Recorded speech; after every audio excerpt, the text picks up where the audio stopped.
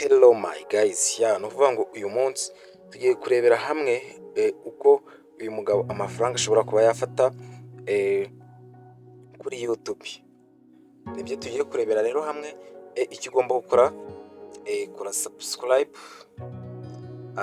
Mu kanya ndaza nkwereka amafaranga ashobora kuba yafata. Kora subscribe kuri Minya Studio, nurangiza ukore like na comment, usige utubwiye ko ubibona. Arahirwa ndanera.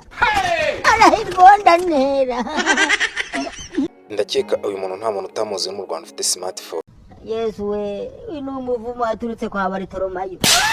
Nimba ukoresha rero TikTok, ukaba ukoresha YouTube, ndakeka uyu mugabo ntago waba utamuzi. Ni ukuvuga ngo afite views miliyoni 7, akagira subscribe ibihumbi 154.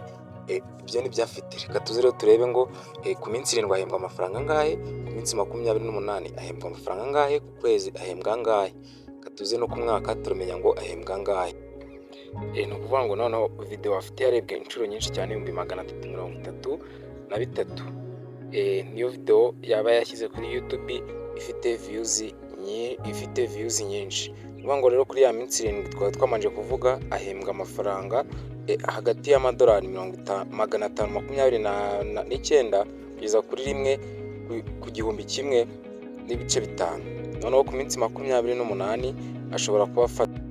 Noneho hano ku minsi 28 ashobora kuba ahembwa amafaranga amadolari ibihumbi 17 n'ibice 9, aribyo ashobora kuba ahembwa ku kwezi. Ni ukuvuga ngo rero ku mezi 3 kakajwe ashobora kuba yahembwa amafaranga agera ku madolari 13, nyine ibihumbi 13 kugeza ku bihumbi 36. Nibyo ashobora kuba yahembwa ku mezi 3. Rero ku mwaka kakajwi, nubwo channel itari yageza ku mwaka, ariko ishobora kuba yahembwa amafaranga agera ku bihumbi ku madolari ibihumbi 18 kugeza ku 52. Rero aya niyo mafaranga ashobora kuba yahembwa ku mwaka. Nivuga ngo rero kakajwi, nkuko nabibabwiye, video afite nini yarebwe n'abantu 333.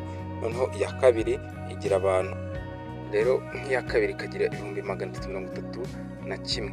Ni ukuvuga ngo rero yiyemeje ko agomba kugira mu minsi 69 agomba kugira miliyoni 10 za views. Noneho indi ntego yihaye, ni ukuvuga ngo iminsi 118 agomba kugiramo subscribe 255 nizo yihaye.